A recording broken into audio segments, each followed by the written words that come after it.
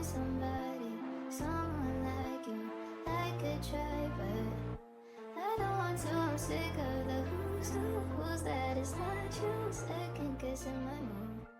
Hi everyone, so it is Madison. I am so happy to have you here. It has been quite a while since the last time I put out a YouTube video, and a lot has changed since that time. And if you have been following me on TikTok at Madison T Beauty, then you would know a little bit about what has been going on in my life so far. So in that last video, you saw that I was a licensed esthetician. That is still very true, and you are still going to be very much following me in that journey. However, one of the things that I didn't mention in that video, because I just wasn't there yet, actually enrolled in nursing school. Crazy. It is literally so wild for me to say that out loud. For the simple fact that it is one of those things that I never thought that I could do. As of right now, I am doing my prerequisites at a community college, and it is one of the most rewarding things I've ever done. However, it is also one of the most stimulating, anxiety-wrenching feelings I have ever done, like, in my life, in terms of going back to school. As somebody who is 27 years old, has a bachelor's degree in something completely different from science and nursing. I would also be considered the first nurse in my whole family. Yeah, pressure is pretty up there. And I'm also Latina, so that's another thing I'll be adding to that percentage of becoming a nurse, which is freaking amazing. That there are a lot of medical estheticians, even on YouTube, that talk about their experience where they aren't nurses, but they are still medical estheticians. However, I understood in my role as an esthetician that I would only be able to do certain services at a limit, and the sky is not the limit here. We are going beyond the sky, okay? So I was like, you know what? I can do this. Yeah, we are here now. I took Anatomy and Physiology 1, I took 2, and a little bit of a background there. When I first got into Anatomy and Physiology, I was really scared. For the simple fact that I just did not know how to study. And my testimony here, and this is why you're watching this video, because my testimony is that I started with Anatomy and Physiology. Every test that I got, I was getting a C. By the last test that I had for Anatomy and Physiology 1, I was able to score enough on that exam to take my exam, to take my grade from a C to a B+.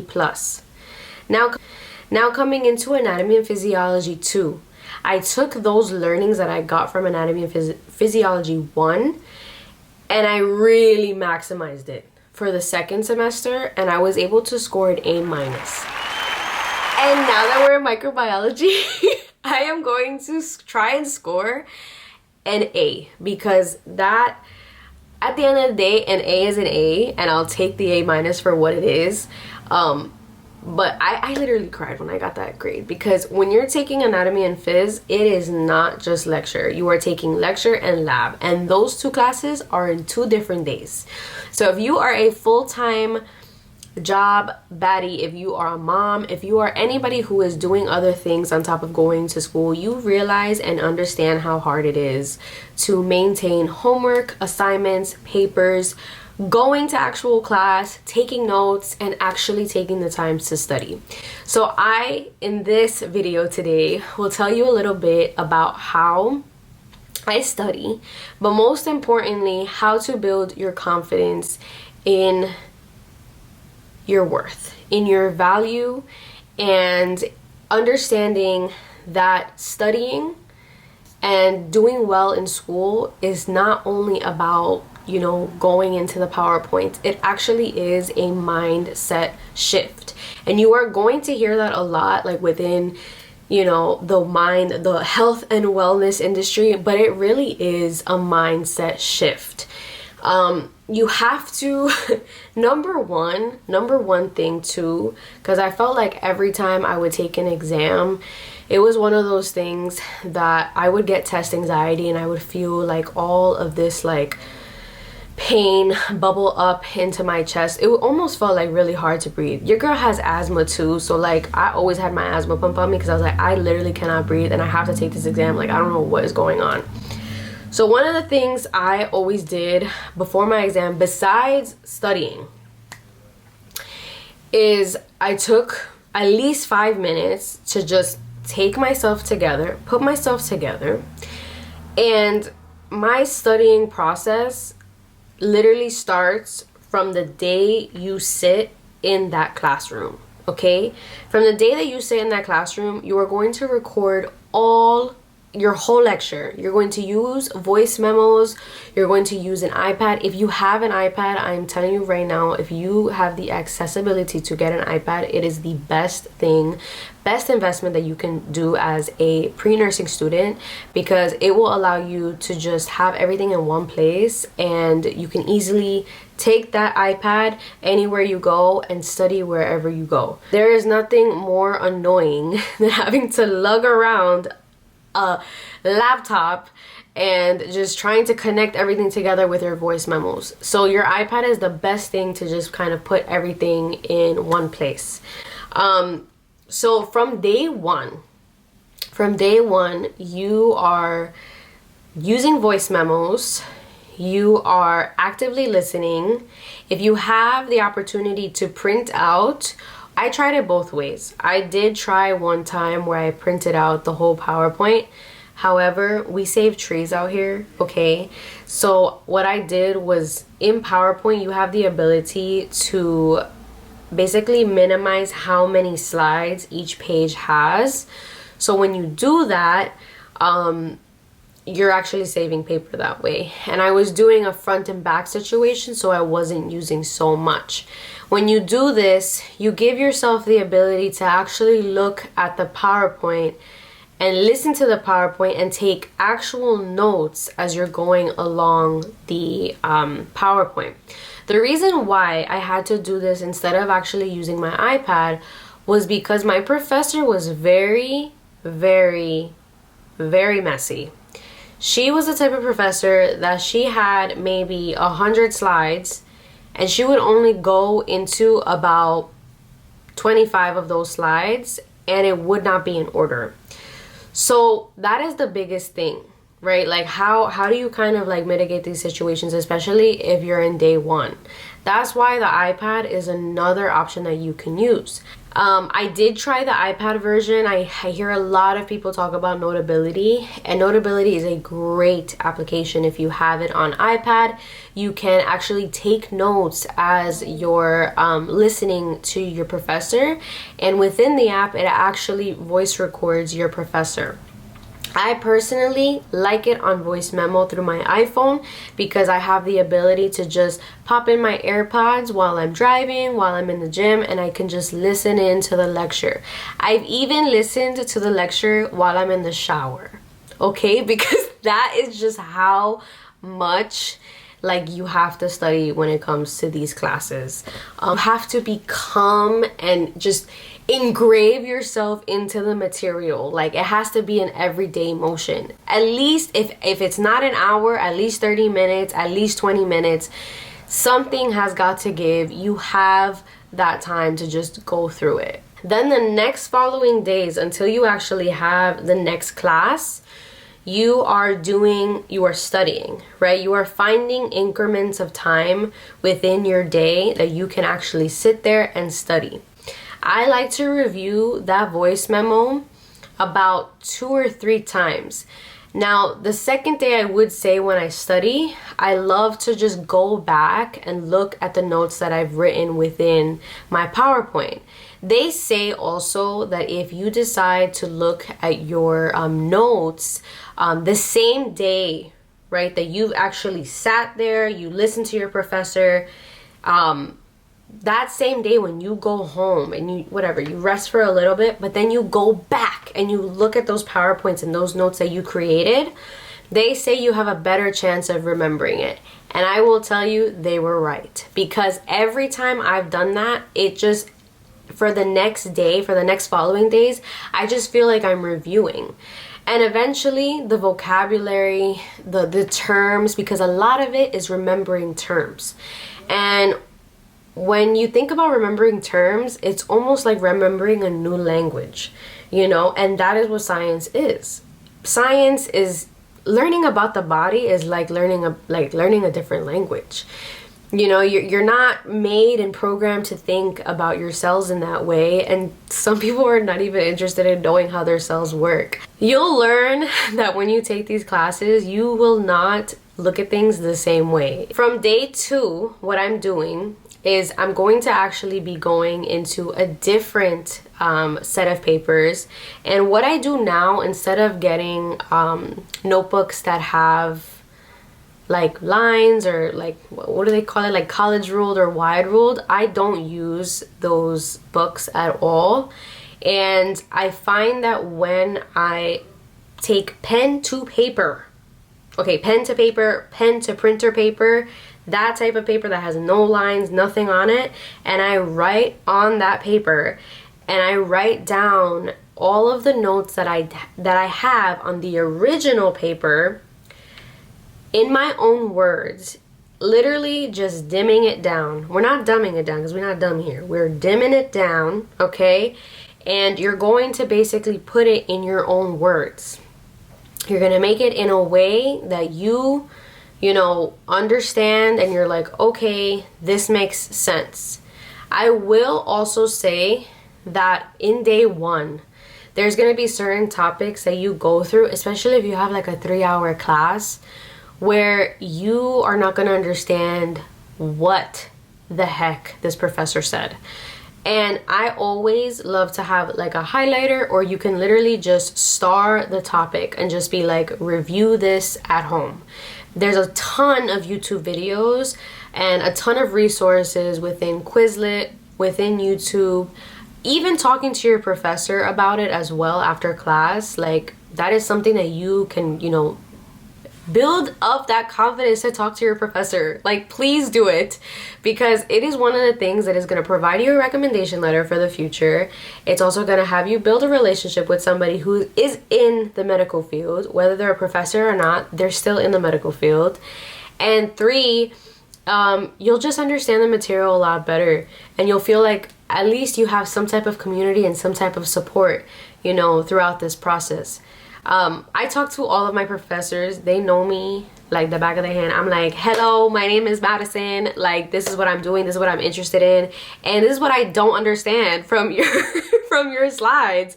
So yes, I empower you to talk to your professors. Please get out of your shells. Do not let that be the deciding factor in whether or not you're going to pass this class. Even if you feel like the professor gives you bad vibes, go up to them. Go up to them, because you will stick out like a sore thumb, and they will be like, okay, this person, so-and-so, they're really trying. They're really trying to get to know me. They're really trying to get to know my material. I'm really going to consider giving them a good grade, because that's just how it is. You know, it's all about networking as well. You want to maintain that reputation within the medical field as well. So yeah, the second day, when we are dimming everything down, you're putting the notes, you're cultivating these notes that make sense to you. You're watching videos, things that may not make sense. You're reaching out to your professor, so that way you have a better understanding of some of the material. Day 3 of studying. Have this material, now it's bubbling in your brain. And I'm telling you, every day that you study, you are a little bit closer to understanding the material, to the point that you can actually recall it yourself, okay? And that is the most important part. Because when you can recall it to yourself, then that means that when the test comes, you'll completely understand everything that they're saying. And taking the test will just be like, this will just be like fun vibes. Like, oh, I know this question. Okay, so day 3, you're gonna take highlighters, and you're actually gonna go and on those notes that you actually dimmed down and you made it to the point where it's like you understand it, you're gonna highlight the terms. You're gonna highlight the term, and you're going to highlight the term that follows it, like the definition. So the term and the definition. So I can give you an example. This one is an easy one, right? The heart is a muscular organ that pumps blood throughout the body. Okay, to dim this down, I would say the heart is a organ, and then I would put muscular right next to it, that pumps blood within the body. But when you're gonna highlight, because this is day 3, you would highlight heart, you would highlight muscular organ, and then you would highlight throughout the body. When you think about the heart or when you think about the body, evidently it's going to be pumping blood. If that's something that you feel like is important for you to highlight, then for sure highlight it. But use the same highlighter throughout the whole thing. You don't want to highlight everything, okay? You want to make sure that you are highlighting the terms that stick out to you, so that when it comes to actually taking test questions, practice test questions, then from there it'll be easier to decipher, okay, what could the answer be? Day 4, y'all. Day 4 of studying for your next class. Okay, this is not even studying for the exams. You could totally take this for the exams, but literally from day 1, you want to start studying so that when you get to the last test, you are not cramming. You are not feeling like, what in the world did I just learn this semester? You want to make sure that you're doing this from day 1, okay? And I'm not lying to you. It is the one thing that I feel like helped me score a better grade in anatomy and physiology. Now you're probably getting really sick and tired of looking at the same notes, and your brain is almost feeling a little bored because you're like, okay, I get this material already. Like, what else can I do, Madison? Like, I don't want to review this anymore. You can either type out your review sheet and just, you know, make it so that you like can get review, so that you can actually do review, like so that you can actually review some questions for the material, or you can just ask ChatGPT like, hey, can you give me some questions based on these particular topics? And then from there, you'll just study them and you'll get like actual questions. You'll feel more, you know, at ease because you can be specific with ChatGPT. You can even say like, hey, can you create anatomy and physiology 1 type questions for the heart, the veins, the arteries, whatever it is that you're learning, and then it'll do it. It'll do it, and then you'll just feel so much better because now you actually understand the material. If there is any homeworks or any material, any assignments that your professor gives you, and sometimes they'll give you an option where it's like not an actual assignment and it's just there for funsies, do the assignments and do the homeworks to the best of your abilities. It will give you the opportunity to actually put your brain into work so that you could start thinking about the actual material that you're studying and putting it into real life situations. That is my biggest advice, because I think one of the things for anatomy and physiology too that really helped was this like questionable assignment, like, can we do it, do we have to do it, all this stuff. I did it. I did each one because I was like, I am not playing with this. It's very possible that the professor will put certain questions that are very, very similar to the exam that they give you and they test you on. Day 5, honestly, you're feeling a lot more chill about this. You're feeling a lot more confident because now you're doing like more questions, you're finishing up the assignments, you're actually putting in the work for that. Day 6 of the actual material, you're doing the same thing. You're still reviewing, you're looking at those notes that you dimmed down a little bit, you're doing some more ChatGPT questions, you're reading up on certain things that you're not really sure of, and then day 7 comes, okay? The day that you take your next class. Do me the favor. let that be your rest day.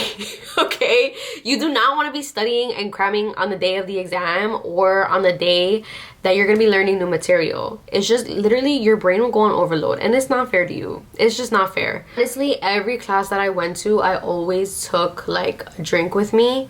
So a drink is my seltzer, it could be your coffee, it could be tea, whatever it is that will keep you accountable during the class, because I was taking 3-hour classes and it was intense. When I tell you to stay up, because the classes were from 6 to 9, and it's like, bruh, how can I keep up? Like, first of all, thank goodness for the voice memos, because you can record the voice memos. You can just look back and be like, maybe put a star on your notes, like, this is where I fell asleep. You know, because that will happen, you know, especially if you're working full-time, you have a full life, like, you will get tired, and you will get, like, you know, you will just, I don't know, you'll just feel like, dang, like, I'm really burning out. So you need to find ways to hold yourself accountable. That voice memo is gonna help you 100%. So I do want to talk a little bit about the mindset aspect of going back to school, because I think a lot of people have like this idea that, you know, they just go back to school, they get it done, and then that's it. It's really a mindset shift. And what I mean by that is, there is no time for negative talk. There is no time for you to just lay out on that social anxiety and be like, I can't talk to professors, I can't make friends, or I can't find people in my class who will support me. Literally in every class that I had, I didn't start the WhatsApp chat ever, but there was always somebody that was like, hey, does anybody want to start a WhatsApp chat so that we can all just like hold each other accountable, so that we can all share notes, so that we can meet up.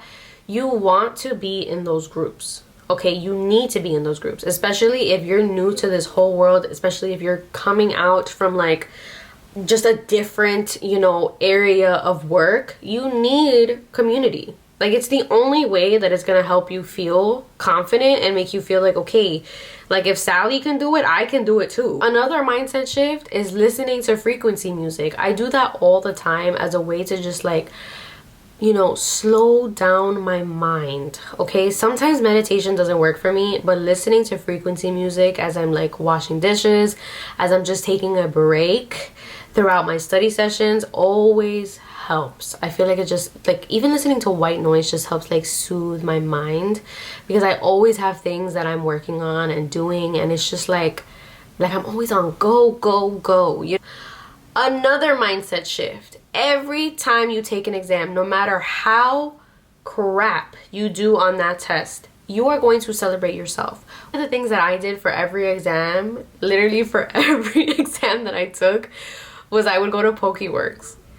And I remember getting like a 75 on one of my exams, and I was like kind of pissed, because I was like, you know, okay, I did well, I studied, right? Like, you know, be grateful that you passed. But I was really upset, because I'm like, yo, like, I did everything. I organized myself. I did everything. But I will say that week in particular was not my best week. It was where I was getting a lot of PCOS symptoms. So I was feeling very tired, very fatigued, very like just not motivated. I was not eating well. That's another thing too. That mindset of you not eating well during school needs to change. I'm not gonna sit here and like be a nutritionist and tell you what to eat, because that is not what this channel is here for. What I am gonna tell you though is eat foods and meals that nourish your mind, that nourish your brain, and take care of you and make you feel like energized. And in particular, one of those things that really fed my brain was eating PokeWorks. In that week that I didn't do so well, I was eating like a lot of gluten, things that really do not help me and don't help my insulin resistance, and don't help my sugar levels. I was also eating a lot of sugar. I'm not gonna sit here and tell you not to eat sugar, because that's, again, we don't hate sugar here, we love sugar. Okay, but I am gonna tell you that sometimes it can cause you to burn out faster, and it can cause you to literally crash out, okay? And we don't want that for you. We want you to maintain a good and balanced feeling, especially going into all of these classes that you're taking, because it is a lot to take in. We always forget to celebrate ourselves, and you do not want to forget that, especially during this process. You are giving to others by becoming a nurse. If you want to become like an amazing nurse and like you want to give back to your patients, they are going to expect that you are also giving back to yourself. I don't want to be a grouchy nurse. I want to be a happy nurse. I want to be somebody that my colleagues can count on, and I also want to be somebody that my patients can count on. I think another thing is sleep. Okay, you need to sleep. You need to make sure that you are sleeping throughout. Now, okay, I know you're probably gonna sit here and be like, how am I gonna do this? I have kids, or like all of these things. Take 10 minutes to sleep. I wouldn't, it's not even like 10 minutes to just sleep. It would just be like 10 minutes to like close my eyes. And that was the best way that I actually like felt like, okay, I closed my eyes before actually taking this class. Or I closed my eyes during my break. Like, sometimes it's not even like actually falling into like actual REM sleep, and just shut your eyes. Your eyes are tired. You've probably been looking at a screen at work. You've been looking at your phone. You've been scrolling through TikTok, all of these things. Like, you need time to just like, just rest. These are my biggest tips when it comes to studying. This is for that viewer on TikTok that asked me more about how can I study, what are some of your study tips for the prerequisites in nursing school. I hope that you enjoyed this video so much, and if there are any suggestions on any videos that you would like to see me do, or just like know more about my nursing journey, I would love to share everything and anything that I have.